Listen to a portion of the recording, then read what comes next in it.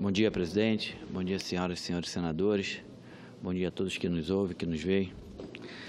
Senhor presidente, a crise na economia e a realidade do esporte olímpico no Brasil são os temas desse meu discurso de hoje. Na última década, o Brasil recebeu os maiores eventos esportivos do mundo. Tratava-se de um plano do governo que prometia gerar lucros através do incentivo ao turismo, de obras públicas e de infraestrutura esportiva que beneficiariam também a população. Além disso, a visibilidade das competições ajudaria a fortalecer a imagem do nosso país no exterior. Dos Jogos Pan e Parapan-Americanos de 2007 aos Jogos Olímpicos e Paralímpicos de 2016.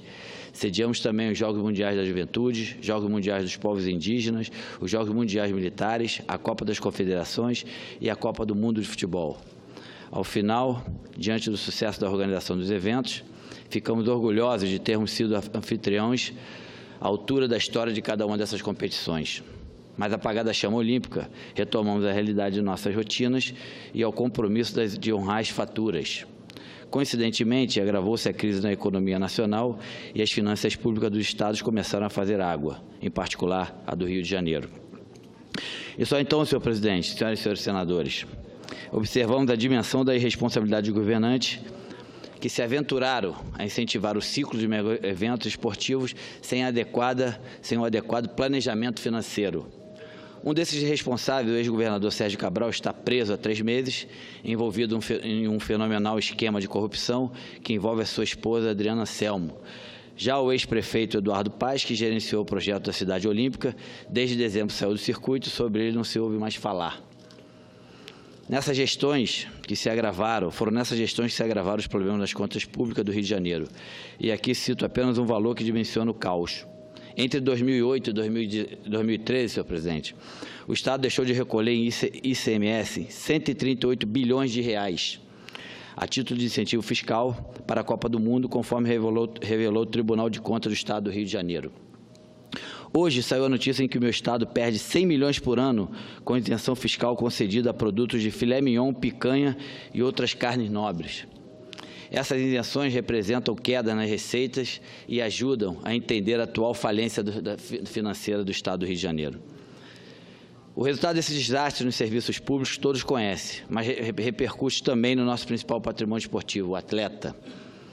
Desde o final do ano passado, há uma fuga de patrocinadores das diferentes modalidades esportivas. Até o Comitê Olímpico do Brasil perdeu seus principais parceiros, Nike, Nissan e Bradesco. Essa debandada compromete o futuro profissional dos nossos competidores. Diante disso, senhor presidente, como os atletas assumirão compromisso para planejar os seus treinamentos dos Jogos de Tóquio em 2020, sem ter garantia de financiamentos. A natação, por exemplo, que teve investimento de 59 milhões de reais dos Correios entre 2012 e 2016, contará apenas com 11 milhões de reais nos próximos 2 anos.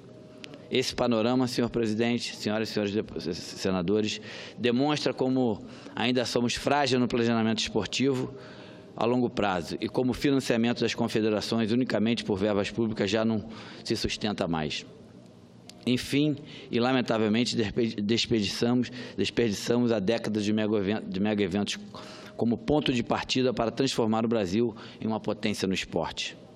E se isso aconteceu, não foi por falta de alertas. É preciso dizer, críticas à parte. Lembro que o primeiro projeto de lei que apresentei como senador da República em 2015 era propondo a criação de um Fundo Nacional de Legado Olímpico e Paralímpico para financiar projetos de acordo com os objetivos e metas do Ministério do Esporte. Os recursos seriam investidos prioritariamente em projetos para a manutenção dos equipamentos esportivos do Parque Olímpico, atualmente abandonado, e do Complexo de Deodoro.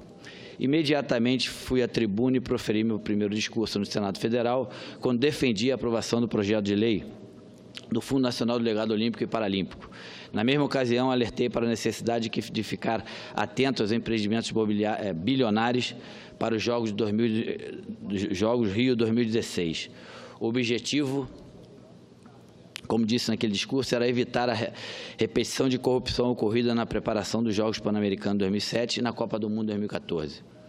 Sem exagero, podemos afirmar agora que os dirigentes em geral, os ministros do esporte que se sucederam, a Autoridade Pública Olímpica e o presidente do Comitê Olímpico do Brasil, Carlos Numa relaxaram em suas obrigações e foram reprovados na gestão geral dos megas eventos e estão publicamente desmoralizados, infelizmente.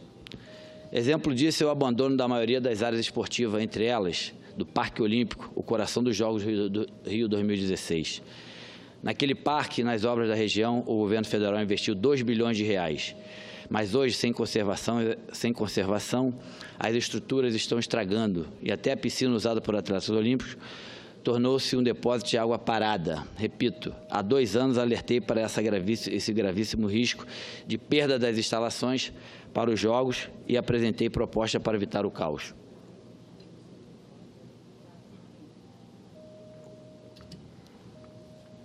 Ainda lembro das cenas do Parque Olímpico lotado diante dos Jogos do Rio 2016.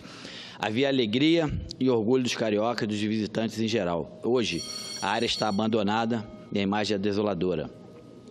O pior é que não se vê os governantes de agora, como o ministro do Esporte, Leonardo Pisciani, do prefeito do Rio, Marcelo Crivella, ou o governador Luiz Fernando Pezão, ações para recuperar o prejuízo e tornar as instalações olímpicas um espaço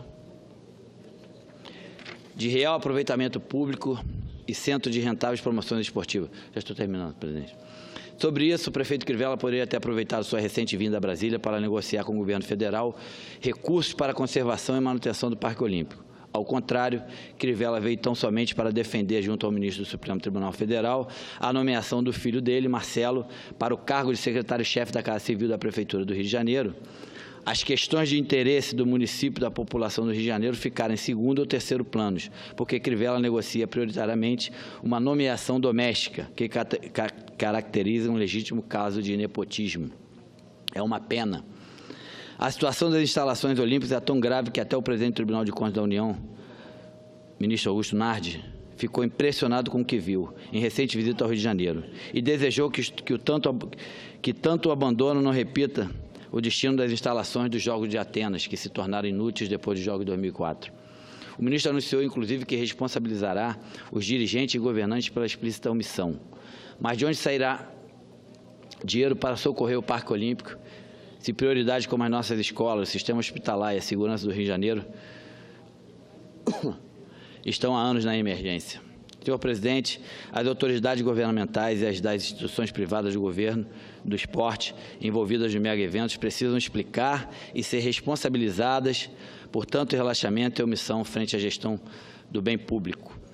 Além do Tribunal de Contas, precisamos de uma investigação rigorosa da Polícia Federal, capaz de dimensionar o que tem por trás de tanto desleixo e o real tamanho da corrupção decorrente dos mega-eventos esportivos. Tanta omissão levou o país a patinar na mesmice esportiva, no desperdício da verba pública e no comprometimento da carreira dos nossos atletas. Quem responderá por isso? Muito obrigado, presidente. Bom dia a todos.